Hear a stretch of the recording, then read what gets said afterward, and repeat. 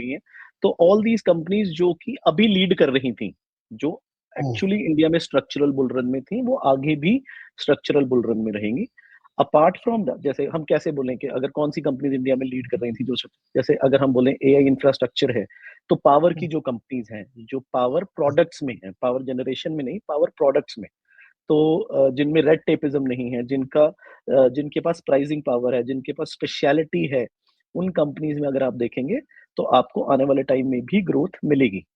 जैसे ही ये वॉर की प्रॉब्लम्स होंगी, तो जो लेंडिंग बास्केट्स हैं इंडिया की, जो इंडिया के जैसे हमें इंडिया के पब्लिक सेक्टर बैंक्स बहुत अच्छे लगते हैं, something like say, not a recommendation to buy and sell at all, but अगर मैं बोलूं, स्टेट बैंक ऑफ इंडिया एक बहुत अच्छी बुक, एक बहुत अच्छी बैलेंस शीट, अगर वॉर ज्यादा देर तक नहीं चलती और अगले कुछ दिनों में, यहाँ तक लगाइए अगले 15-20 दिन, महीने में खत्म हो जाती है, तो अगेन जो स्ट्रॉन्ग कंपनी है, अच्छी बुक है, प्रॉब्लम बुक में अभी नहीं है, अगर वॉर आगे नहीं चलती तो अगेन वैल्यूएशन अच्छी हैं, स्टेट बैंक जैसी कंपनीज, एचडीएफसी बैंक जैसी कंपनीज आगे भी मार्केट में एक अच्छा आपको रिटर्न दे सकती हैं।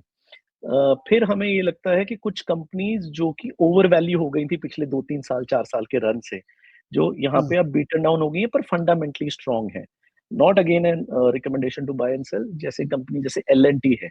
अब ये कंपनीज ऐसी हैं कि जो जिनमें ग्रोथ के कंसर्न्स कोई नहीं है, पर ओवरऑल वैल्यूएशन कंसर्न्स आ गए थे, कहीं ना कहीं डिफेंस सेक्टर बहुत ही ओवर वैल्यू हो गया था इंडिया में, वो भी अब अच्छा टोन डाउन हो गया, तो कहीं ना कहीं ये सारी कंपनीज इनमें, बस अब आपको ये देखना है कि आप यहाँ पे वो कंपनीज खरीदिए जिनकी स्ट्रॉन्ग इम्प्लीमेंटेशन है, सिर्फ बातें नहीं है, ऑन ग्राउंड इम्प्लीमेंटेशन भी अच्छा कर सकती हैं, और जिनके पास रेड टेपिज्म नहीं है, जब काम करने का मौका आएगा तो वो काम करेंगी रेदर देन वेट करें।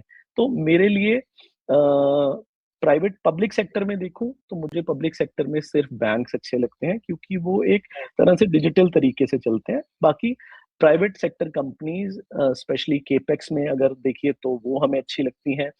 प्राइवेट सेक्टर कंपनीज हमें, अब कुछ बड़े प्राइवेट सेक्टर बैंक्स लेंडिंग में भी अच्छे लगेंगे, वैल्यूएशन बहुत अट्रैक्टिव हो गई है। अगर आप एचडीएफसी बैंक को देखिए, आज मैं सुबह देख रहा था आपसे बात करने से पहले कि मंथली बेसिस पे ओवरसोल्ड कैटेगरी में जा चुका है। तो ये सब कंपनीज कहीं ना कहीं ऐसे ही देखिए, हर बार ये केओस और कंफ्यूजन का जो कॉम्बिनेशन है, ये आपको चेरी पिक करने देता है बहुत अच्छी कंपनीज, रैदर देन फोकस के उस एक महीने में या 10-15% पे आप फोकस करें। अगर मैं बोलता हूँ आपने 24,300 पे भी लिया और आपने जो लिया वो 15% डाउन हो गया, वैसे तो नहीं हुआ, पर मैं बोलता हूँ आपने पोर्टफोलियो उठाया और वो 15% डाउन है, तो आपका क्या सोचा? आपने वो 15% के लिए थोड़ी लिया था, आपने अगले 3 साल के लिए लिया है, और आपको अगर अगले 3 साल में लगाइए 14 से 18% की कंपाउंडिंग भी मिले, तो एक बहुत अच्छा एसेट क्लास है। किसी भी एसेट क्लास में 17-18% की कंपाउंडिंग। आपने कहा कि आईटी सेक्टर प्ले करना या एआई थीम प्ले करना है तो पिक एंड शॉवेल्स मॉडल में जाइए, पावर थीम प्ले करिए। इनडायरेक्टली आप एक्चुअली एआई को प्ले कर रहे हैं, लेकिन आप इनडायरेक्टली उसको प्ले करिए। बैंक में आप कह रहे हैं कि स्टेट बैंक अच्छा है, कोई रिकमेंडेशन नहीं, यहाँ पे ध्यान रखिएगा दर्शक लोगों। लेकिन आप ये देखिए कि जो बात अभी आपने कही ना कि वो एफडी कल्चर, इक्विटी कल्चर में आ जाए, सारे बैंकर्स आपसे नाराज होंगे। पिछले आपको याद होगा ना, जब पीक पे चल रहा था तो सब बैंकर्स खुल के बोलने लगे थे कि अरे भाई ये सब पैसा उधर जा रहा है, तो हमको तो मिल ही नहीं रहा डिपॉजिट, तो मेरा खासा देश गड़बड़ हुआ जा रहा है। तो आप कह रहे हैं कि प्राइवेट की बजाय सरकारी बैंकों पे फोकस करें, राइट? तो सरकारी बैंक और प्लस एआई की theme through data centre indirectly. Sir देखिए, बैंक्स की अगर मैं बात करूं, दो चीजें अलग अलग है। बैंक्स की अगर हम बात करें, बैंक्स ने हमेशा रोते रहना है, जब इनका पैसा किसी और को जाएगा इन्होंने रोना ही है। लेकिन अगर आप प्राइवेट पब्लिक सेक्टर बास्केट की अगर आप ग्रोथ रेट देखें पिछले 2 सालों की, तो आप ये देखेंगे कि ग्रोथ रेट तो बहुत अच्छी है। ठीक है, मैं तो सीधी सीधी बात है, अपन बिजनेसमैन है और अपने को देखना है कि बॉटम लाइन और टॉप लाइन क्या है। तो बॉटम लाइन और टॉप लाइन दोनों ही अच्छी हैं, तो इसका मतलब रोने का कोई फायदा नहीं है, जो हेल्थ है वो ठीक है। अब प्राइवेट सेक्टर बैंकों की बात करें, प्राइवेट सेक्टर बैंक सर एक ना लेंडिंग का, हमें बड़े छोटे होते एक चीज सिखाई थी लेंडिंग की, कि अगर आपने लेंडिंग करेंगे तभी तो आप फंसेंगे। करेक्ट। ठीक है, अगर जिन लोगों ने पिछले 10 से 15 साल में बहुत अग्रेसिव लेंडिंग करी, और मैं कहता हूँ अच्छी लेंडिंग करी, तो कहीं ना कहीं जो प्रॉब्लम है एनपीएस की या ग्रोथ की, उन्हीं को तो आएगी। जिनकी दुकान ही पिछले 10 साल से बंद थी, उनकी तो अब बुक्स बननी शुरू हुई हैं। तो उनमें अगले 2-3 साल के लिए तो आपको ग्रोथ दिखेगी। मैं ये नहीं बोल रहा हूँ कि स्टेट बैंक की जो लेंडिंग है वो एचडीएफसी बैंक से बेटर लेंडिंग होगी, नॉट एट ऑल।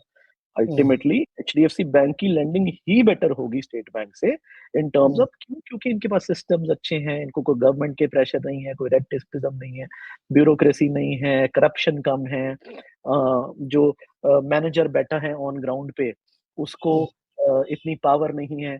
तो लेकिन अ, क्योंकि ये बैंक्स एक बार अपने एनपीएस को साफ करके आए हैं, इनकी जो क्या कहते हैं ना, राइजिंग फ्रॉम द एशेज़, वो राइजिंग फ्रॉम द एशेज़ इन्होंने पूरा प्ले किया है। तो कहीं न कहीं अगले मैंने ये देखा है कि हमेशा वो फाइनेंशियल इंस्टीट्यूशंस जो बड़े हैं, स्ट्रॉन्ग हैं, जिनको कैपिटल की कमी नहीं है, वो अल्टीमेटली 4, 5, 6 साल अपनी बुक्स बनाते हैं और उनमें उनकी ग्रोथ आती ही रहती है और मार्केट के पास कोई ऑप्शन नहीं होती, उसको रिवॉर्ड करती है क्योंकि मार्केट भी रिलेटिव देखती है। मार्केट ये नहीं बोलेगी कि पब्लिक सेक्टर बैंक्स के पिछले 2 साल अच्छे थे, फिर भी मैं पैसे नहीं दूँगा ल वर्सेस मैं एचडीएफसी को दूँगा। नहीं, मार्केट जैसे हम पहले भी बात कर रहे थे रिलेटिविटी में बिलीव करती है और जहाँ पे ग्रोथ आ रही होती है अल्टीमेटली उसको रिवॉर्ड करने के अलावा मार्केट के पास ऑप्शन नहीं रहती। यू लाइक डिफेंस सेक्टर क्योंकि डिफेंस सरकारी है ज्यादातर और सर डिफेंस ये में बार बार मैंने बीच में सेट ये क्वेश्चन आता है कि यहाँ पे एग्जीक्यूशन का एक इशू है क्योंकि इतनी बड़ी बड़ी ऑर्डर बुक बना ली है, एग्जीक्यूट कैसे करेंगे आप। लेकिन फिर भी स्टॉक्स चले हैं, डिफेंस सेक्टर ने बहुत पैसा बना के दिया, लेकिन अब पीक से करेक्ट भी हुए, फिर चलते फिर करेक्ट होते। डिफेंस पे क्या व्यू है आपका? सर मेरा एक रूल रहा है शुरू से, अब ये सही भी है, गलत भी है, लेकिन आज जब भी आप इन्वेस्टिंग करते हैं आपको कोई ना कोई रूल्स तो अपने एक्सपीरियंस के हिसाब से बनाने पड़ते हैं। तो हमारा एक रूल रहा है कि leaders of the last run will never be the leaders of the runs coming afterwards. तो अगर कोई सेक्टर किसी रन का लीडर हो गया, जैसे अगर हम मैं आपको पिछले 30 साल की हिस्ट्री 2 मिनट में समझाने की कोशिश करता हूँ कि हमने देखा कि 1992 में हर्षद मेहता के टाइम जितने भी सेंसेक्स में स्टॉक्स थे, सबने बहुत अच्छा परफॉर्म किया एक्सेप्ट डिफेंसिव्स, जैसे लीवर वगैरह को छोड़ के। तो उसके बाद 94 से 99 तक जो रन आया, वो सारा का सारा डिफेंसिव्स और आईटी का आया। अगर आप एसीसी वगैरह बोलिए, वो 15-15 साल नहीं चल पाए उसके बाद, ठीक है? उसके बाद आईटी ने लीड किया। तो इन्फोसिस 2008 या 2011-12 तक भी या आईटी सेक्टर अपने हाईज नहीं लगा पाया। उसके बाद रिलायंस वगैरह ने या रियल एस्टेट ने या कैपिटल गुड्स ने 2008 का रन लीड किया, फिर वो 7-8 साल तक नहीं लीड कर पाए। उसके बाद हम बोलें तो फार्मा ने लीड किया। उसके बाद फार्मा कोविड की वजह से कर गया, बट फार्मा एक बहुत बड़ा लीडर नहीं रहा उसके बाद। फिर अडानीज़ आए, फिर अब आए डिफेंस, रेलवेज, डिफेंस, रेलवेज, ये सब जो केपेक्स कंपनीज हैं, स्पेशली जो पब्लिक सेक्टर डोमिनेटेड। होता क्या है, इन इस जब भी हम एक रन को लीड कर जाते हैं, तो कहीं ना कहीं जो ग्रोथ एक्सपेक्टेशन, आप बोलिए क्या इन्फोसिस ने उसके बाद ग्रोथ नहीं करी, 99 के बाद करी, लेकिन प्रॉब्लम क्या थी कि मार्केट ने जो एक्सपेक्टेशंस पे जिस भाव पे माल बेच दिया, या जितना ज्यादा पब्लिक इन्वॉल्वमेंट उन स्टॉक्स में हो गया, या जितने वो स्टॉक्स डिस्ट्रीब्यूट हो गए, वो उसने उस स्टॉक को वापस चलने नहीं दिया, जबकि कंपनी आगे भी चलती रही। तो क्या हम बोलें कि मजगांव डॉक या जीआरएससी जैसी कंपनीज काम नहीं करेंगी या अपनी ऑर्डर्स बुक एग्जीक्यूट नहीं करेंगी? बिल्कुल करेंगी। इनके बॉटम लाइन में ग्रोथ भी आएगी, लेकिन कहीं ना कहीं हमें पब्लिक सेक्टर डिफेंस कंपनीज में ये लगता है कि ये पिछले रन की लीडर्स थी और इनमें जो एक्सपेक्टेशंस बिल्ट इन और जो डिस्ट्रीब्यूशन हो चुकी है, वो इनके स्टॉक्स को लीडर नहीं बनने देंगे। तो इसलिए हम इन्वेस्टेड पीएमएस में, जबकि हमने 2022 से लेकर 2024 के पीरियड में अगर आपको बताएं, तो हमारे पास 60 से 70% पीएसयू केपेक्स था, लेकिन अब हमारे पास जीरो है। अब हमारे पास कोई भी कंपनीज नहीं है, क्योंकि कुछ रूल्स मार्केट में बनाने पड़ते हैं। हम जरूर चाहते हैं कि चलें, क्योंकि बहुत लोगों के बहुत पैसे इन कंपनीज में लगे हुए हैं, बट हमारा एक्सपीरियंस ये बोलता है कि जब कोई चीज ओवर एक्सपेक्टेशन और ओवर एक्सपेक्टेशन से डिस्ट्रीब्यूट हो जाए, तो वो विनर नहीं बन सकती। नो डाउट बीच में रिटर्न्स आएंगी, 30-40% के हमें ऐसा लगता है कि बर्स्ट ये आएंगे। आपका जो रूल है ना, ये टाइम एंड अगेन सही प्रूव हुआ है और इसको न मानने का कोई कारण नहीं है।